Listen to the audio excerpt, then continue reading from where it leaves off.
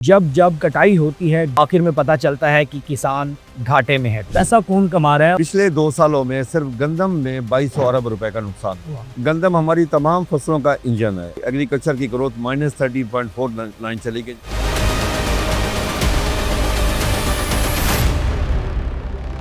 पिछले साल हमने मोस्टली गंदम बेची 1800 से 2200 रुपए में। काश्तकार भी मर गया, पाकिस्तान की ज़राअत भी खत्म हुई। एंड कंज्यूमर खरीदार उसने भी 4045 में वही गंदम खरीदी। हुकूमत जहाँ चीनी पे आके और आटे पे आके सियासत शुरू कर देती है। अगर 13 लाख टन फालतू पड़ी है, अगर वो एक्सपोर्ट नहीं की जाती, शुगर मिल वालों को नुकसान नहीं होगा, मरेगा फिर काश्तकार। अस्सलाम वालेकुम नाज़रीन, आप देख रहे हैं पब्लिक न्यूज़ और मुझे कहते हैं फैज़ान हैदर। किसान जिसे मौशियत की रीढ़ की हड्डी माना जाता है, लेकिन जब जब कटाई होती है, जब जब फसल उगाई जाती है, तो आखिर में पता चलता है कि किसान घाटे में है। इसी पर बात करने के लिए हमारे साथ मौजूद हैं खालिद महमूद खोकर साहब, जो कि प्रेसिडेंट हैं किसान इत्तेहाद के। सर, आपसे जानना चाहूँगा कि एक किसान जो सारा साल मेहनत करता है, अब फसल गंदम की हो या चीनी की हो, यही सूरत हाल बनती है कि आखिर में पता चलता है कि किसान को नुकसान हो गया।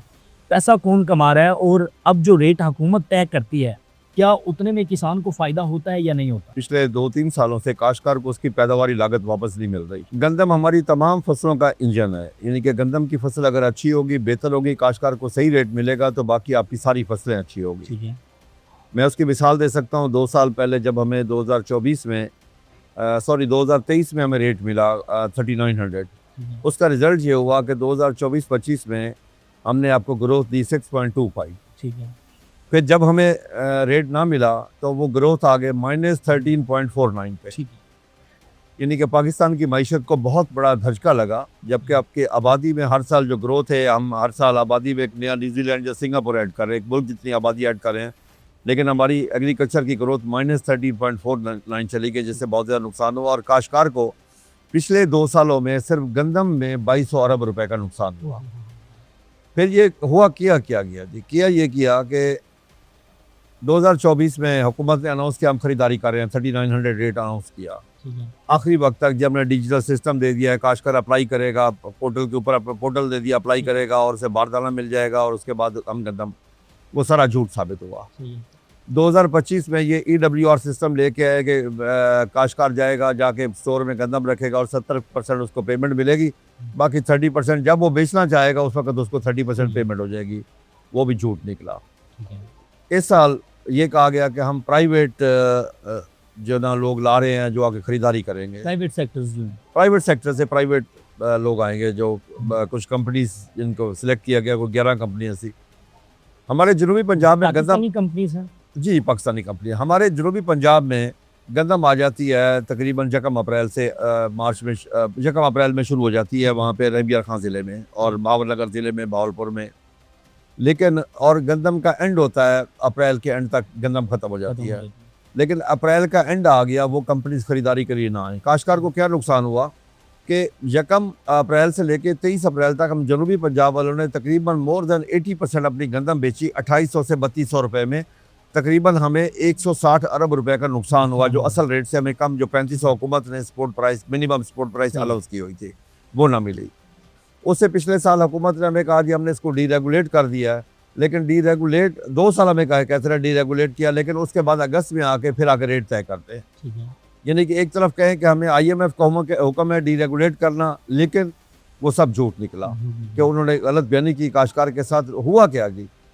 पिछले साल हमने मोस्टली गंदम बेची 1800 से 2200 रुपए में। नुकसान, काश्तकार भी मर गया, पाकिस्तान की ज़राअत भी खत्म हुई और एंड कंज्यूमर खरीदार उसने भी 4045 में वही गंदम खरीदी। वो काश्तकार बैलेंस यूज ऑफ फर्टिलाइजर करता। और आपका आज इस जो पिछले साल में $6 बिलियन का डेफिसिट बढ़ा है इम्पोर्ट एक्सपोर्ट का एग्रीकल्चर में, ये ना होता, मुल्क का फ़ायदा होता बहुत ज़्यादा, लेकिन इससे काफ़ी ज़्यादा नुकसान हुआ है। डीरेगुलेट से मुराद ये होता है कि एंड टू एंड डीरेगुलेट करना। फिर हुकूमत ना आटे का रेट तय कर सकती है, ना हुकूमत उसका बैनुल अज़लाई पाबंदी लगा सकती है, ना बैनुल सूबाई पाबंदी लगा सकती है, और ना ही रोटी का रेट हुकूमत तय कर सकती है। हुकूमत जहाँ चीनी पे आके और आटे पे आके सियासत शुरू कर देती है, दुनिया में अच्छा। कहीं भी ऐसा ऐसी चीज़ नहीं है। मैं आपको एक चीज़ और ठीक बता दूँ, है। अभी मैं 2-3 दिन मैं टीवी चैनल्स में देखता रहा हूँ कि शुगर एसोसिएशन वाले शोर मचा रहे हैं कि उनके पास चीनी ज़्यादा है। Obviously। 2017 में यही हुआ, अच्छा, चीनी ज़्यादा थी। माज़ी में भी हो चुका है। हाँ, हमने हुकूमत से कहा कि खुदा के लिए इनको एक्सपोर्ट करने दें, अगर इन्होंने एक्सपोर्ट ना की तो मरेगा काश्तकार। सही है। फिर सिर्फ काश्तकार ना मरा, हुकूमत की मईशत भी मरी, इसलिए कि जब इंटरनेशनल वो कह रहे थे इंटरनेशनल रेट ज़्यादा था, एक्सपोर्ट करते रिबेट ना देना पड़ता, ठीक है। वही हुकूमत ने दोबारा एक्सपोर्ट करवाई, 10 रुपए 70 पैसे फी किलो रिबेट दिया उसके ऊपर। दिया, सही है। और काश्तकार का तकरीबन कोई 100-110 अरब रुपया काश्तकार को असल रेट से गन्ने का रेट कम मिला कम मिला। उस वक्त, ठीक है। कि काश्तकार की लाइनें लगी रही, 10-10 किलोमीटर 5-5 किलोमीटर की लाइनें लगी हुई थी और काश्तकार जलीलो ख्वार हुआ उस वक्त। और गन्ने में कटौती भी हुई, उसको 180 रुपये रेट था उसका फी मन, काश्तकार को 120, 130, 140 ये रेट मिलता रहा, कटौती इसके अलावा थी। सही। हाँ, सिवाय 1-2 शुगर मिले हैं, 2-4 शुगर मिले हैं जिन्होंने काश्तकार को 180 रुपये रेट दिया उस वक्त, यानी कि उस वक्त भी काश्तकार मरा, हम भी शोर मचाते रहे। ठीक है। अब एक चीज़ मैं एज ए काश्तकार, क्योंकि मैं शुगर केन का बड़ा ग्रोअर हूँ जी, ठीक है। मैं जो देख रहा हूँ, अगर ये चीनी वाकई अगर फालतू है, सही है। देखिए ना फिगर जो मैंने सुने हैं, मेरे फिगर ये हैं कि एंड मार्च में 7.9 मिलियन टन मौजूद थी। हमारी जो कंजम्पशन है वो तकरीबन 6.5-6.6 मिलियन टन है पाकिस्तान की। अच्छा, मतलब इतनी अगर एक्स्ट्रा बढ़ी हुई है। अगर 13 लाख टन फालतू पड़ी है, अगर वो एक्सपोर्ट नहीं की जाती, हम्म, मैं कहता हूँ शुगर मिल वालों को नुकसान नहीं होगा, अच्छा, मरेगा फिर काश्तकार। जब हमारे सही पास है। इस दफ़ा हमने, क्योंकि गंदम में जब नाकामी हुई तो काश्तकार गन्ने की तरफ आ गए, 25% गन्ना ज़्यादा काश्त है। अगली दफ़ा शुगर मिल वालों ने काश्तकार का इस्तेसाल करना है सही कि है। हमारे पास तो पिछली चीनी पड़ी, हम पेमेंट भी नहीं कर सकते। सही है। अब भी सेंट्रल पंजाब में काश्तकारों की पेमेंट रुकी हुई है, हम्म, तो उससे काश्तकार का नुकसान होना, करना क्या चाहिए इसमें, मैं करना क्या चाहिए? हल गए।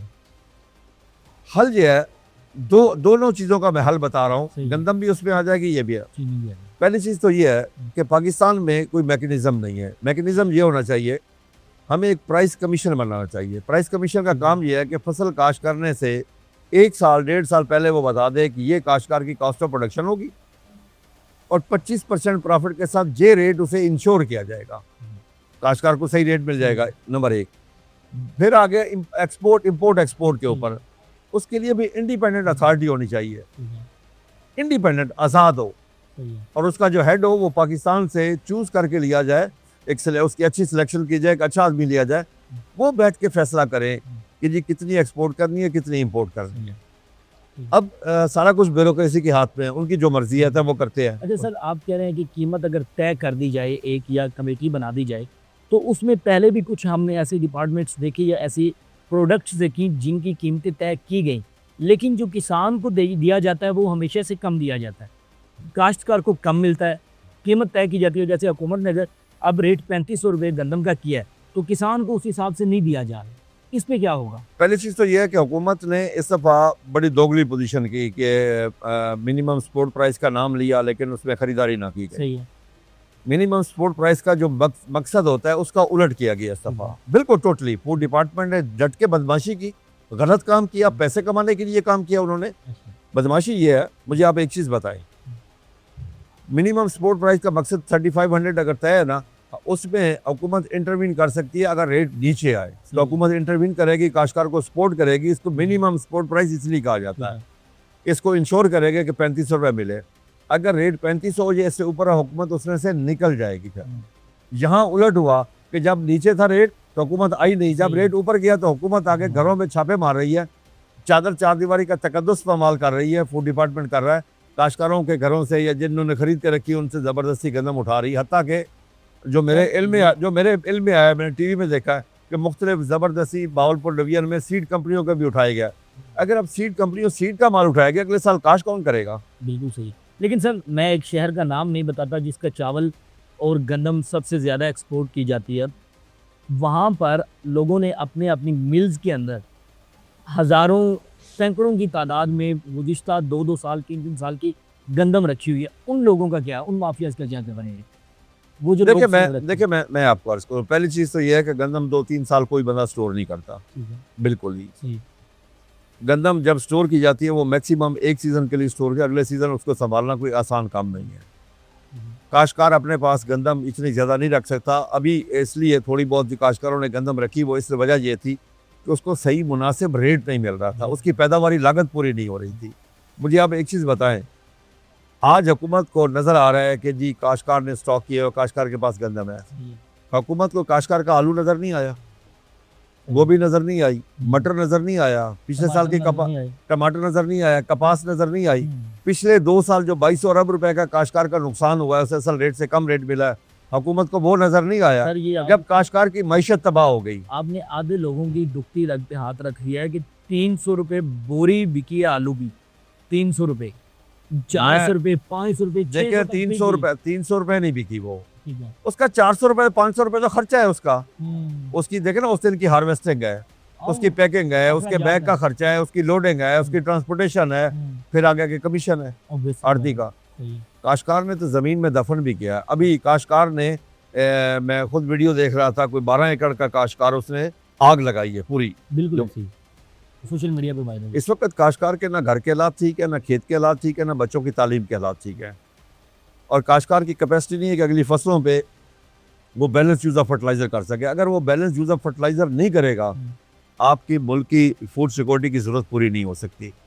सर हम जब से पैदा हुए हैं, जब से हमने होश संभाला है, तब से हमने देखा, मेरे अपने गांव की अगर हम बात करें तो वहाँ पर जो 20 या 30 एकड़ की काश्तकारी बंदा करता है, वो उसको सैलाब भी फेस करना पड़ता है, उसको लोन पे बैंक से लोन भी लेना पड़ता है, उसको हुकूमती पॉलिसियों के मुताबिक चलना भी पड़ता है, उसको आड़ती से डीजल भी लेना पड़ता है। सारी चीज़ें करने के बावजूद आखिर में जब वो फसल दे के आता है आड़ती को या मिडल मैन को दे के आता है, तो वो इंसान घाटे में पड़ जाता है। इसका मुस्तकिल हल ऐसा निकले जो छोटा काश्तकार है उसको फ़ायदा हो, ना कि जो देखिए मैं पहले कह चुका हूँ कि प्राइस कमीशन होना चाहिए। काश्तकार को जो मिनिमम सपोर्ट प्राइस है उसकी कास्ट ऑफ प्रोडक्शन के साथ उसको 25% प्रॉफिट मिलना चाहिए, जो इंटरनेशनल एक थंब रूल है।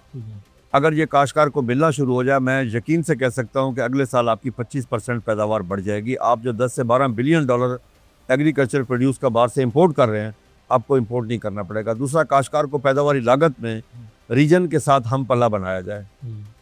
इस वक्त अब मैं ये अर्ज़ करूँ कि यूरिया का बैग हमें मिल रहा है 4500 रुपये का पाकिस्तानी काश्तकार को, इंडियन काश्तकार को पाकिस्तानी रुपीज़ में 884 रुपये का। अच्छा, हमें DAP आज का रेट है 17 से 17,500 रुपये पाकिस्तान में। इंडियन काश्तकार को 17-17,500 रुपये पाकिस्तानी रुपीज़ में हुकूमत खरीद के अपने काश्तकार को पाकिस्तानी रुपीज़ में 4000 की दे रही है। अच्छा, हमें बिजली का यूनिट मिल रहा है 40 से 50 रुपये। इंडियन का काश्तकार इंडियन पंजाब में 10 घंटे उसको बिजली डेली फ्री मिल रही है।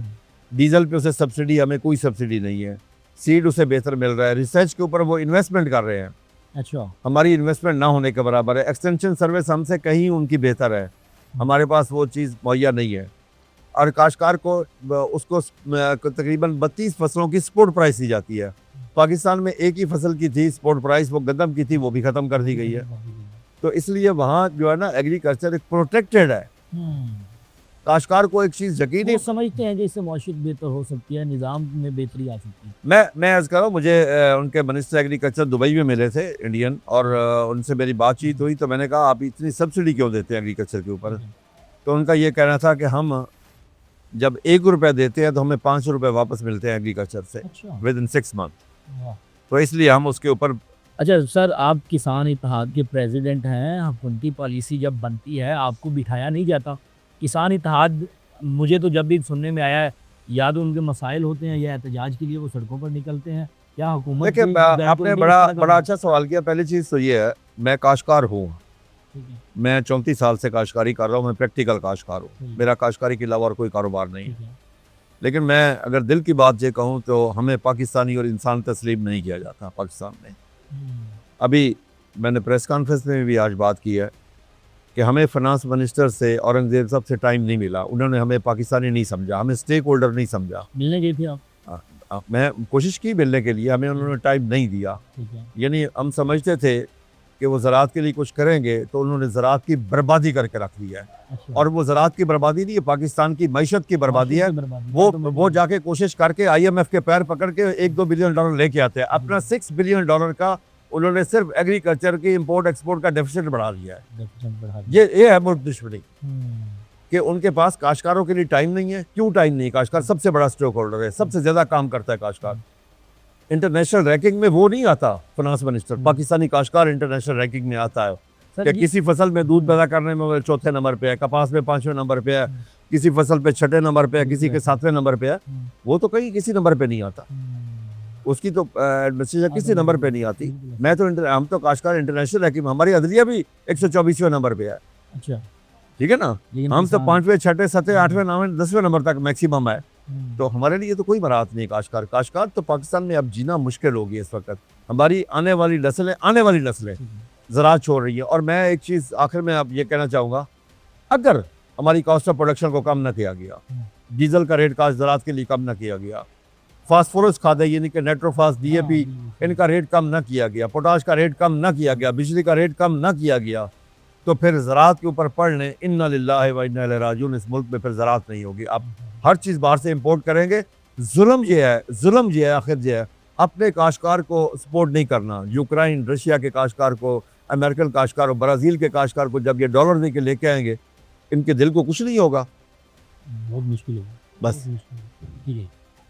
खालिद महमूद खोखर साहब जो कि प्रेसिडेंट हैं किसान इत्तेहाद के, उनका यही कहना है कि अगर हुकूमत मुस्तकबिल के अंदर किसानों को, काश्तकारों को रिलीफ नहीं देगी तो किसान का फिर अल्लाह ही हाफिज़ है। मुझे दें इजाज़त, अपना रखें ख्याल, अल्लाह निगहबान।